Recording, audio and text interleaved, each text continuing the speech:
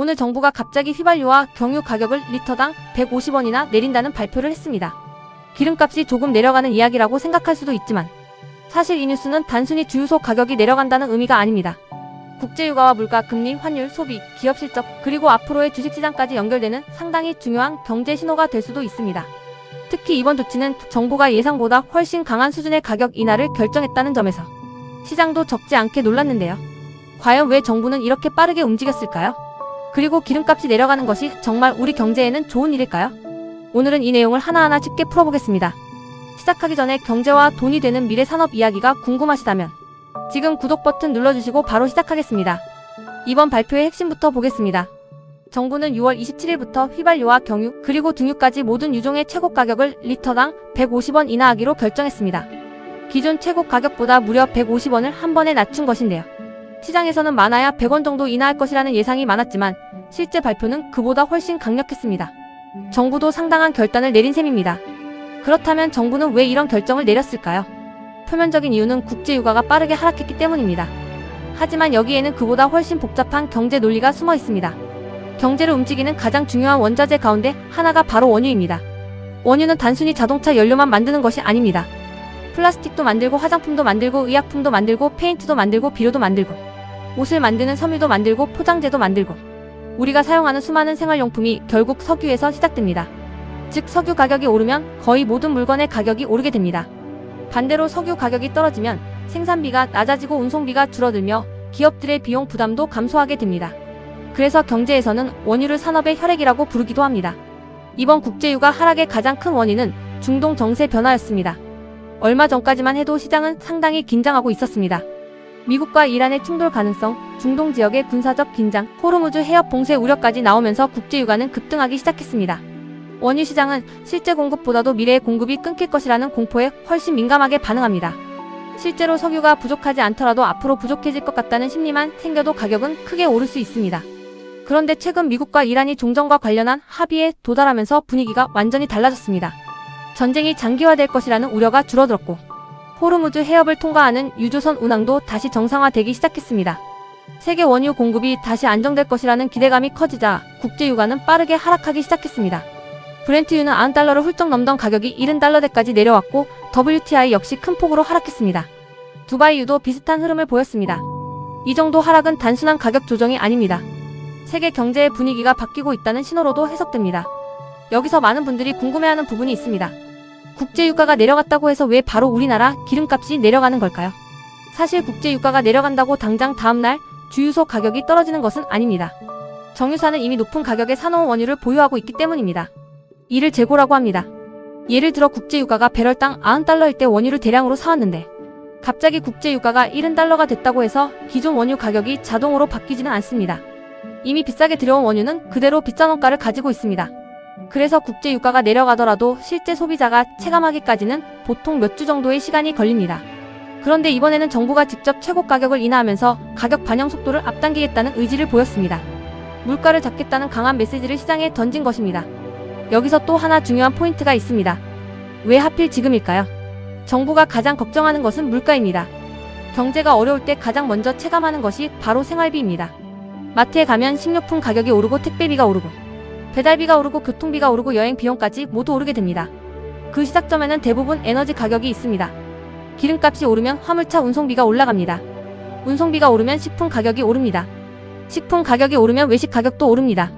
외식 가격이 오르면 소비자 물가지수가 상승합니다. 물가지수가 오르면 한국은행은 금리를 쉽게 내리지 못합니다. 금리가 높으면 기업 투자도 줄어들고 소비도 위축됩니다. 결국 경제 전체가 둔화되는 악순환이 이어질 수 있습니다. 그래서 정부는 국제유가가 내려가는 지금이 물가를 안정시킬 절호의 기회라고 판단한 것입니다. 이번 발표가 단순히 기름값 150원 인하가 아니라 물가 안정 정책의 시작이라는 이야기가 나오는 이유도 여기에 있습니다. 만약 휘발유 가격이 리터당 2,000원에서 1,800원대로 내려간다면 체감 효과는 생각보다 큽니다. 출퇴근 거리가 긴 직장인들은 한 달에 몇만 원 정도의 연료비를 절약할 수 있습니다. 화물차 기사들은 운행 비용이 감소합니다. 택배회사도 부담이 줄어듭니다. 버스회사도 마찬가지입니다. 항공사도 연료비 부담이 줄어듭니다. 물류기업도 비용이 감소합니다. 즉 한 산업만 좋아지는 것이 아니라 경제 전반에 긍정적인 영향을 줄 가능성이 있습니다. 특히 지금처럼 소비심리가 얼어붙어 있는 시기에는 이런 변화 하나가 생각보다 큰 심리적 효과를 가져올 수도 있습니다. 사람들은 생활비 부담이 줄어들면 소비를 조금씩 늘리기 시작합니다. 외식을 한 번 더 하고 여행도 계획하고 쇼핑도 다시 시작하게 됩니다. 기업 입장에서는 매출이 늘어날 가능성이 생기고 이는 다시 투자로 연결될 수도 있습니다.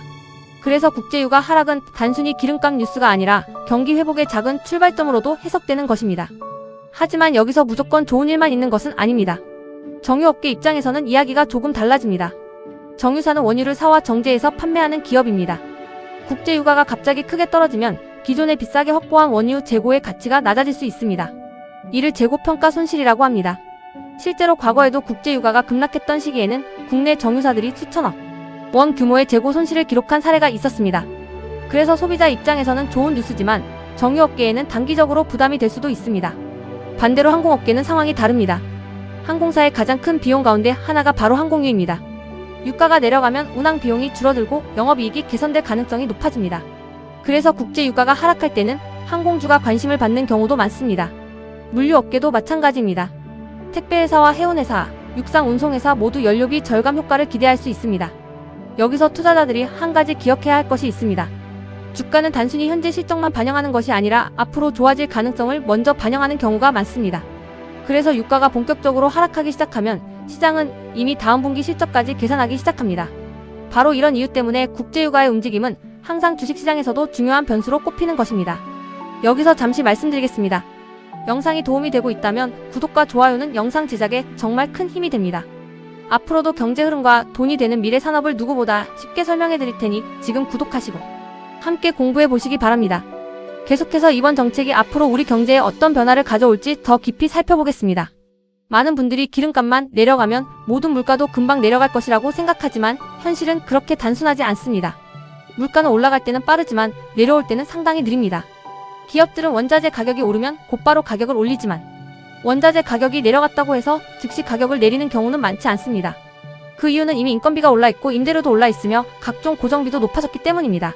그래서 이번 유가 하락이 물가를 완전히 되돌려놓기는 어렵겠지만 최소한 추가적인 물가 상승을 막아주는 역할은 충분히 할 수 있을 것으로 기대됩니다. 이 부분이 앞으로 한국 경제에서 가장 중요한 포인트가 될 가능성이 있습니다. 계속해서 조금 더 깊이 들어가 보겠습니다.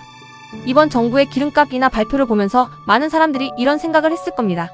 국제유가가 내려갔으니까 당연히 기름값도 내리는 거 아닌가.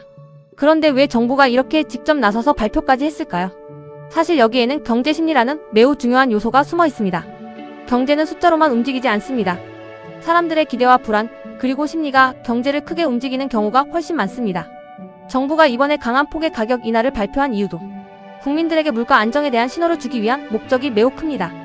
기업들도 정부의 정책 방향을 보고 가격 정책을 다시 고민하게 되고 소비자들도 앞으로 물가가 안정될 수 있겠다는 기대를 갖게 됩니다. 이런 기대감은 소비심리 회복으로 이어질 가능성이 있습니다. 실제로 경제학에서는 소비심리가 경기 회복의 시작이라고 이야기합니다. 사람들이 돈을 쓰기 시작하면 기업의 매출이 늘어나고 기업의 매출이 늘어나면 투자가 증가합니다. 투자가 증가하면 일자리가 늘어나고 소득이 증가하면서 다시 소비가 살아나는 선순환이 만들어집니다. 반대로 소비가 얼어붙으면 기업은 투자를 줄이고 신규 채용도 줄이게 됩니다. 결국 경제 전체가 위축되는 것입니다. 정부는 바로 이런 악순환을 막기 위해 가장 체감이 큰 기름값부터 손을 댄 것으로 볼 수 있습니다. 그렇다면 정말 이번 기름값 인하가 우리 지갑을 얼마나 가볍게 만들어줄까요? 간단하게 계산해 보겠습니다. 평균적으로 승용차 한 대가 한 달에 150리터 정도의 연료를 사용한다고 가정하면 리터당 150원이 내려갈 경우 한 달에 약 2만원이 넘는 연료비를 절약할 수 있습니다. 차량을 많이 이용하는 영업직이나 장거리 출퇴근을 하는 직장인이라면 절감 효과는 더욱 커질 수 있습니다. 화물차나 버스처럼 하루에도 수백 리터씩 사용하는 차량들은 절감되는 금액이 훨씬 커집니다. 운송회사 입장에서는 수천만 원의 비용 절감으로 이어질 수도 있습니다. 이 비용이 운송료 인하로 이어진다면 결국 소비자들에게도 긍정적인 영향을 주게 됩니다. 이런 연결 구조 때문에 기름값은 단순한 숫자가 아니라 경제 전체의 비용을 결정하는 기준이라고 볼 수 있습니다. 이번 발표에서 또 하나 눈여겨봐야 하는 부분은 정부가 가격 인하를 일부 주유소가 늦게 반영하지 못하도록 집중 점검하겠다고 밝힌 점입니다. 이 말은 무엇을 의미할까요? 정부는 가격을 내리라고 발표했지만 실제 현장에서는 기존 재고를 이유로 가격을 유지하는 주유소도 나올 수 있습니다. 사업자 입장에서는 이미 비싸게 들여온 재고를 손해보면서까지 싸게 팔고 싶지는 않을 것입니다. 하지만 정부는 이번만큼은 국민들이 빠르게 체감할 수 있도록 시장 점검단까지 운영하겠다고 밝혔습니다. 이는 단순한 행정조치가 아니라 물가 안정에 대한 강한 의지를 보여주는 신호입니다. 여기서 많은 투자자들이 궁금해하는 부분이 있습니다. 국제유가가 계속 떨어지면 주식시장에는 어떤 영향이 있을까요? 먼저 항공업종입니다. 항공사는 연료비가 전체 비용에서 상당한 비중을 차지합니다. 국제유가가 내려가면 항공유 가격도 시간이 지나면서 안정될 가능성이 높습니다. 비용이 줄어들면 영업이익은 자연스럽게 증가하게 됩니다. 그래서 국제유가가 하락하는 국면에서는 항공업종이 상대적으로 좋은 흐름을 보이는 경우가 많습니다. 다음은 물류업종입니다. 택배회사와 운송회사들은 차량을 많이 운행하기 때문에 연료비 절감 효과가 상당합니다. 특히 최근 몇 년 동안 유가 상승으로 부담이 컸던 기업들은 이번 국제유가 하락이 실적 개선의 계기가 될 수도 있습니다. 해운업도 마찬가지입니다. 대형 선박들은 엄청난 양의 연료를 사용합니다. 연료 가격이 조금만 내려가도 전체 비용은 크게 줄어듭니다. 물론 운임과 세계 교역량도 중요한 변수이지만 유가 하락은 분명 긍정적인 요인입니다. 자동차 산업에도 영향을 줍니다. 기름값이 비싸면 사람들은 자동차 운행을 줄이고 차량 구매도 미루는 경우가 있습니다. 반대로 연료비 부담이 줄어들면 차량 이용이 늘어나고 소비 심리도 개선될 수 있습니다. 물론 전기차 시장에도 영향을 줄 수 있습니다. 휘발유 가격이 낮아지면 내연기관 차량의 유지비 부담이 줄어들기 때문입니다. 그렇다고 전기차 시장이 갑자기 위축된다고 볼 수는 없습니다. 전기차는 탄소 중립 정책과 기술 발전이라는 장기적인 흐름 속에서 성장하고 있기 때문입니다. 하지만 단기적으로는 기름값이 낮아질수록 소비자들의 구매 판단에 일정 부분 영향을 줄 가능성은 있습니다. 석유화학 업계도 살펴볼 필요가 있습니다. 석유화학 기업들은 원유를 원재료로 사용하는 경우가 많습니다. 원유 가격이 낮아지면 원재료 비용이 감소할 수 있습니다. 하지만 제품 가격도 함께 하락할 가능성이 있기 때문에 반드시 수익성이 좋아진다고 단정할 수는 없습니다. 결국 수요와 공급 상황을 함께 봐야 합니다. 그래서 투자자들은 단순히 유가만 보는 것이 아니라 글로벌 경기까지 함께 분석해야 합니다. 이번 국제유가 하락이 계속 이어질 것인지도 매우 중요한 문제입니다. 현재 시장에서는 두 가지 시나리오가 나오고 있습니다. 첫 번째는 중동 정세가 안정되면서 유가가 당분간 안정세를 유지할 것이라는 전망입니다. 이 경우 세계 경제는 숨통이 트일 가능성이 있습니다. 물가도 안정되고 금리 인하 기대감도 커질 수 있습니다. 기업들도 투자에 적극적으로 나설 가능성이 있습니다. 두 번째 시나리오는 언제든 다시 긴장이 높아질 수 있다는 것입니다. 중동은 세계 최대 산유 지역입니다. 작은 군사 충돌 하나만 발생해도 국제유가는 크게 움직입니다. 호르무즈 해협에서 문제가 발생하거나 산유국들의 생산 정책이 바뀌면 유가는 순식간에 반등할 수도 있습니다. 그래서 국제유가는 항상 예측하기 어려운 시장으로 불립니다. 여기서 빼놓을 수 없는 나라가 바로 사우디아라비아입니다. 사우디아라비아는 세계 최대 산유국 가운데 하나이며 OPEC 플러스의 핵심 국가입니다. 만약 국제유가가 너무 많이 떨어진다면 산유국들은 생산량을 줄이는 감산 정책을 검토할 가능성이 있습니다. 공급을 줄이면 가격은 다시 오르게 됩니다. 반대로 생산량을 늘리면 가격은 내려갑니다. 이처럼 국제유가는 단순히 수요와 공급만으로 결정되는 것이 아니라 산유국들의 정치적 판단도 매우 큰 영향을 미칩니다. 미국도 중요한 변수입니다. 미국은 세계 최대 원유 생산국 가운데 하나입니다. 셰일 오일 생산량이 늘어나면 국제유가를 안정시키는 역할을 할 수 있습니다. 하지만 미국 기업들도 유가가 너무 낮아지면 생산을 줄일 수 있습니다. 생산성이 떨어지기 때문입니다. 결국 국제유가는 수십 개의 변수들이 동시에 영향을 주는 매우 복잡한 시장입니다. 그래서 전문가들도 정확한 가격을 맞히기는 어렵습니다. 하지만 방향은 읽을 수 있습니다. 현재 시장은 전쟁 위험보다 공급 안정에 조금 더 무게를 두기 시작했습니다. 그래서 유가가 빠르게 내려온 것입니다. 그렇다면 우리나라 경제에는 어떤 변화가 나타날까요? 가장 먼저 소비자 물가 상승률이 조금씩 안정될 가능성이 있습니다. 에너지 가격은 소비자 물가 지수에서 매우 큰 비중을 차지합니다. 기름값이 안정되면 운송비가 줄고 생산비도 낮아집니다. 이는 시간이 지나면서 식료품과 생활용품 가격에도 영향을 줄 수 있습니다. 또 하나 중요한 것은 한국은행입니다. 한국은행은 물가를 가장 중요하게 봅니다. 만약 국제유가가 계속 안정되고 물가 상승률도 둔화된다면 앞으로 금리 정책에도 변화가 나타날 가능성이 있습니다. 금리가 낮아지면 기업들의 투자 부담이 줄고 가계의 이자 부담도 완화됩니다. 부동산 시장에도 영향을 줄 수 있고 주식시장에도 긍정적인 요인이 될 수 있습니다. 물론 금리 결정은 유가 하나만으로 이루어지는 것은 아닙니다.